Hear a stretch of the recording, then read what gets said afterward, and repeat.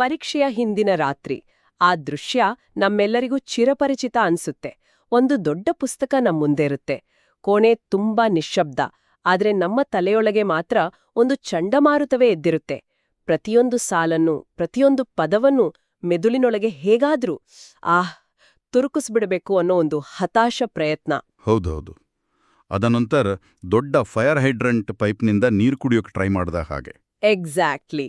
ಬಾಯಿಗೆ ಬಿಯೋದಕ್ಕಿಂತ ಹೆಚ್ಚು ನೀರು ಮೈಮೇಲೆಲ್ಲ ಚೆಲ್ಲುತ್ತೆ. ಈ ಮಾಹಿತಿ ಮಹಾಪೂರದಲ್ಲಿ ಯಾವುದು ಮುಖ್ಯ, ಯಾವುದು ಅಪ್ರಮುಖ ಅಂತ ಬೇರ್ಪಡಿಸೋದು ಹೇಗೆ? ಇದು ಕೇವಲ ವಿದ್ಯಾರ್ಥಿಗಳ ಸಮಸ್ಯೆ ಅಂತ ನನ್ಗನ್ಸಲ್ಲ.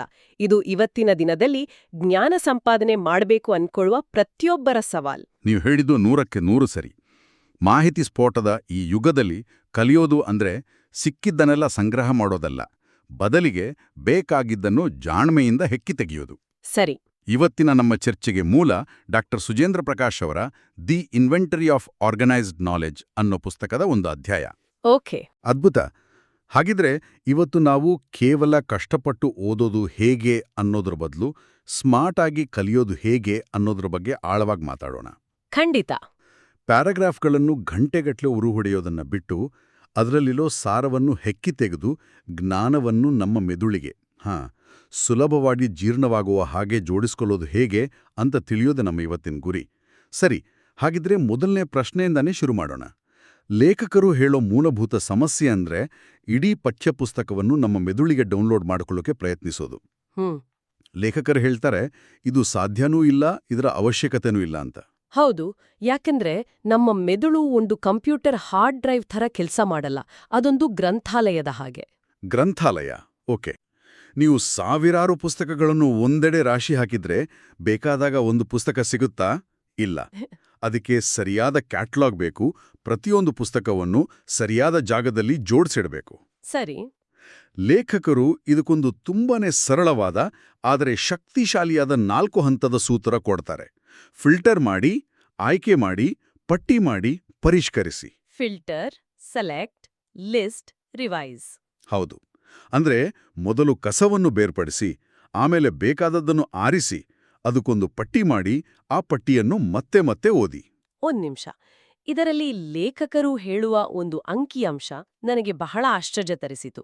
ಒಂದು ಪುಟದಲ್ಲಿ ಸುಮಾರು 20 ವಾಕ್ಯಗಳಿದ್ದರೆ ಪರೀಕ್ಷೆಗೆ ಅಥವಾ ವಿಷಯವನ್ನು ಅರ್ಥ ಮಾಡಿಕೊಳ್ಳಲು ನಿಜವಾಗಿಯೂ ಉಪಯುಕ್ತವಾಗುವುದು ಕೇವಲ 3-5 ವಾಕ್ಯಗಳು ಮಾತ್ರ ಅಂತ. ಹೌದು. ಅಂದ್ರೆ ನಾವು ನಮ್ಮ 80% ಸಮಯವನ್ನು ಮತ್ತು ಶಕ್ತಿಯನ್ನು ಅನಗತ್ಯ ವಿಷಯಗಳ ಮೇಲೆ ವಹಿಸುತ್ತಿದ್ದೇವಾ? ಇದು ನಿಜಕ್ಕೂ ಸಾಧ್ಯನಾ? ಇದು ಕೇಳೋಕೆ ಆಘಾತಕಾರಿ ಅನ್ಸ್ಬೋದು, ಆದರೆ ಇದು ಸತ್ಯ. ಉಳಿದ 15-17 ವಾಕ್ಯಗಳು ಆ ಮುಖ್ಯ ವಿಷಯಕ್ಕೆ ಪೂರಕವಾಗಿರುತ್ತವೆ. ಉದಾಹರಣೆಗಳು, ವಿವರಣೆಗಳು ಅಥವಾ ಅದೇ ವಿಷಯವನ್ನ ಬೇರೆ ಪದಗಳಲ್ಲಿ ಹೇಳಿರುವುದು. ಆ 3-5 ವಾಕ್ಯಗಳೇ ಆ ಪುಟದ ಅಡಿಪಾಯ.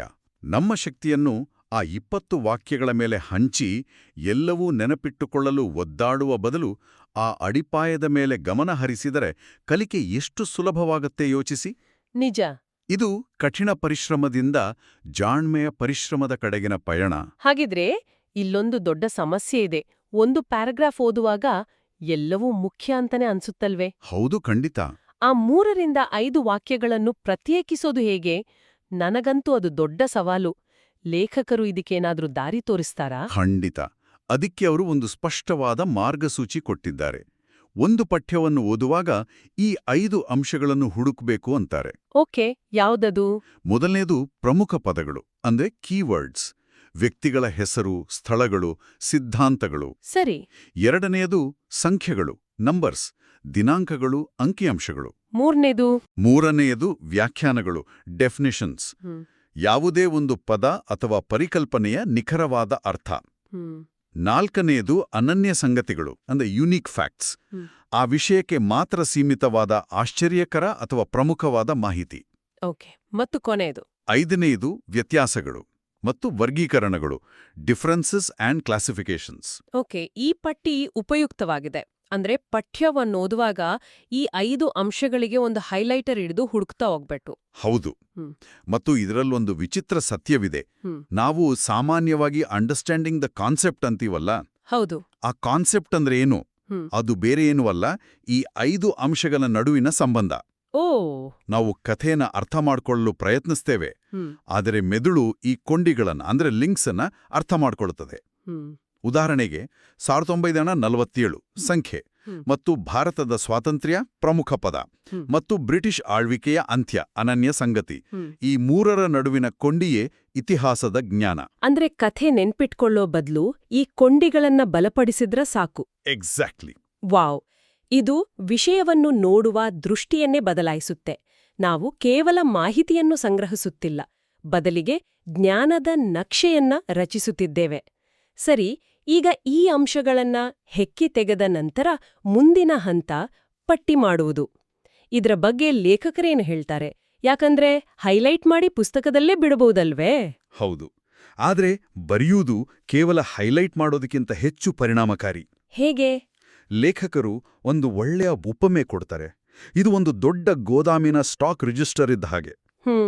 ಗೋದಾಮಿನಲ್ಲಿ ಸಾವಿರಾರು ವಸ್ತುಗಳು ಚೆಲ್ಲಾಪಿಲ್ಲಿಯಾಗಿ ಬಿದ್ದಿದ್ರೆ ಒಂದು ಸಣ್ಣ ಸೂಜಿಯನ್ನು ಹುಡುಕಲು ದಿನಗಟ್ಲೆ ಬೇಕಾಗಬಹುದು. ಆದರೆ ಒಂದು ರಿಜಿಸ್ಟರ್ನಲ್ಲಿ ಪ್ರತಿಯೊಂದು ವಸ್ತುವು ಯಾವ ಸಾಲಿನಲ್ಲಿದೆ, ಯಾವ ಕಪಾಟಿನಲ್ಲಿದೆ ಅಂತ ಬರ್ದಿಟ್ರೆ ಅದನ್ನು ಹುಡುಕಲು ಕೆಲವೇ ನಿಮಿಷಗಳು ಸಾಕು. ಹೌದು.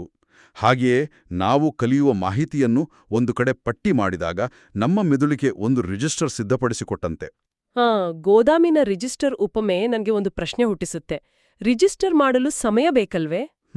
ಮತ್ತೆ ಮತ್ತೆ ಓದುವುದಕ್ಕಿಂತ ಹೀಗೆ ಪಟ್ಟಿ ಮಾಡುತ್ತಾ ಕೂರುವುದು ಹೆಚ್ಚು ಸಮಯ ತೆಗೆದುಕೊಳ್ಳುವುದಿಲ್ವೇ? ಇದು ನಿಜಕ್ಕೂ ಪ್ರಾಕ್ಟಿಕಲ್ ವಿಧಾನವೇ? ಇದು ಅತ್ಯುತ್ತಮ ಪ್ರಶ್ನೆ. ಹೌದು, ಆರಂಭದಲ್ಲಿ ಪಟ್ಟಿ ಮಾಡಲು ಸ್ವಲ್ಪ ಹೆಚ್ಚು ಸಮಯ ಹಿಡಿಯಬಹುದು. ಆದರೆ ಇದು ಒಂದು ಬಾರಿಯ ಹೂಡಿಕೆ ಇದ್ದ ಹಾಗೆ. ಹೂಡಿಕೆ?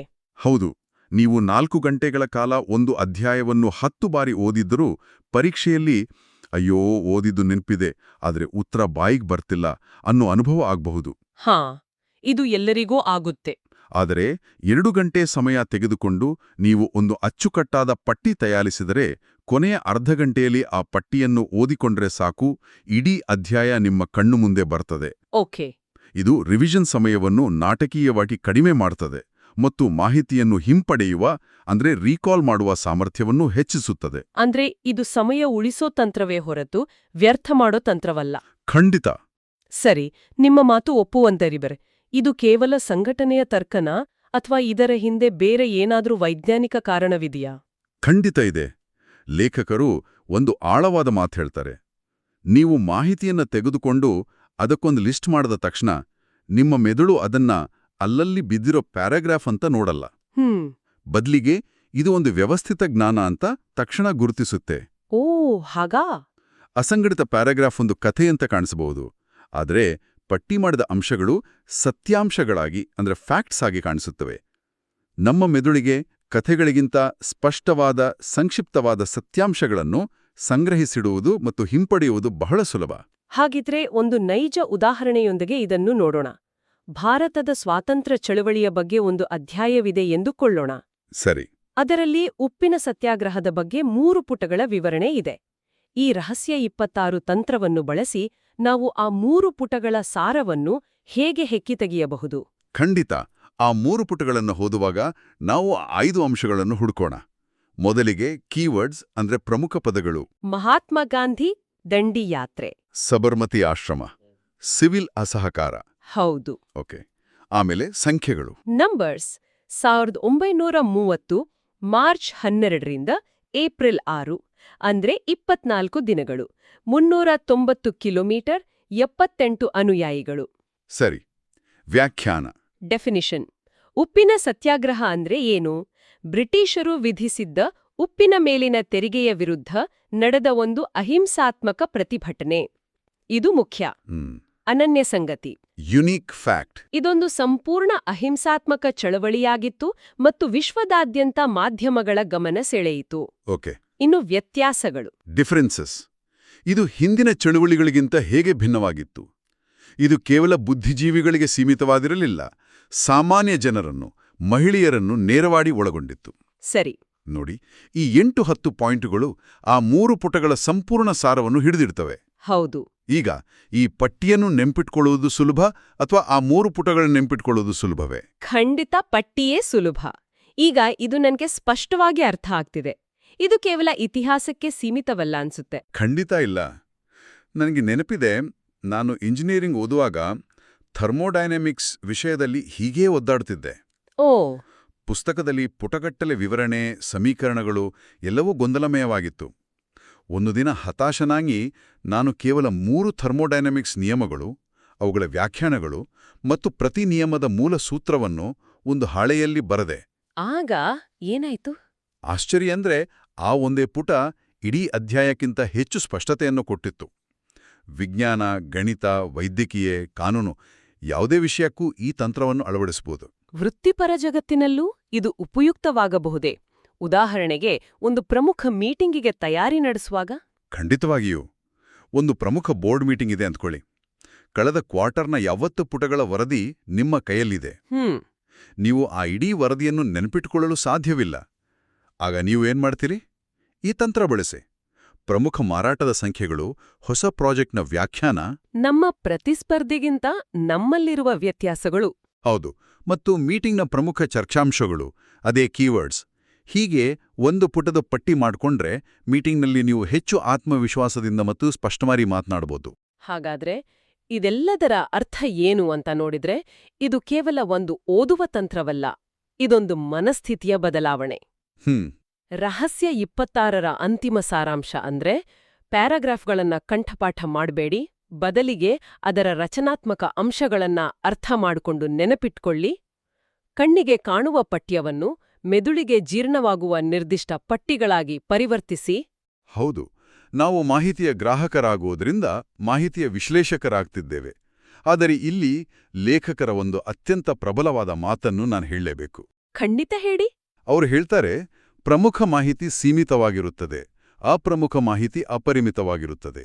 ಇವೆರಡರ ನಡುವಿನ ವ್ಯತ್ಯಾಸವನ್ನು ತಿಳಿಯುವುದರ ಮೇಲೆ ನಿಮ್ಮ ಯಶಸ್ಸು ನಿಂತಿದೆ. ವಾವ್!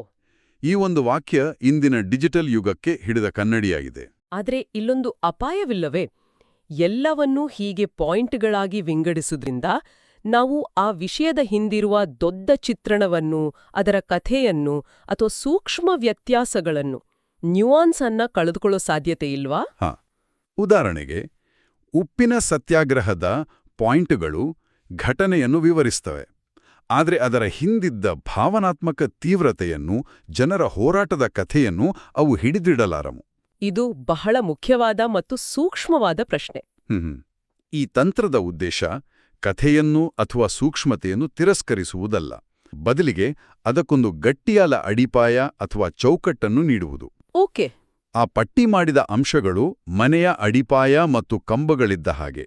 ಒಮ್ಮೆ ಅಡಿಪಾಯ ಗಟ್ಟಿಯಾಗಿದ್ದರೆ ನೀವು ಗೋಡೆಗಳನ್ನು ಕಟ್ಟಿ, ಬಣ್ಣ ಹಚ್ಚಿ, ಅಲಂಕಾರ ಮಾಡಿ ಕಥೆಯನ್ನು ಸುಲಭವಾಗಿ ಸೇರಿಸಬಹುದು.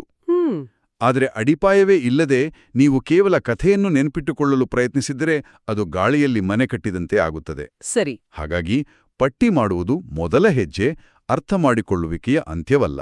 ಅದ್ಭುತವಾದ ಸ್ಪಷ್ಟೀಕರಣ. ಅಂದ್ರೆ ಇದು ಜ್ಞಾನದ ಅಸ್ಥಿಪಂಜರ.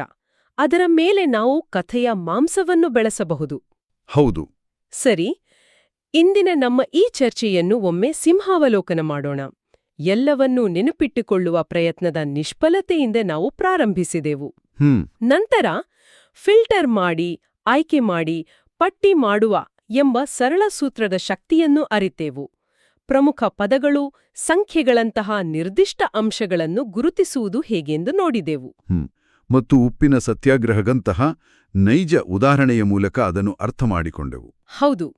ಕೊನೆಯದಾಗಿ, ಇದು ಕೇವಲ ನೆನಪಿನ ಶಕ್ತಿಯನ್ನು ಹೆಚ್ಚಿಸುವುದಲ್ಲ, ಬದಲಿಗೆ ನಮ್ಮ ಕಲಿಕೆಯ ವೇಗ, ಸ್ಪಷ್ಟತೆ ಮತ್ತು ಆತ್ಮವಿಶ್ವಾಸವನ್ನು ಹೆಚ್ಚಿಸುವ ಒಂದು ಮನಸ್ಥಿತಿ ಅನ್ನೋದನ್ನು ತಿಳಿದುಕೊಂಡೆವು.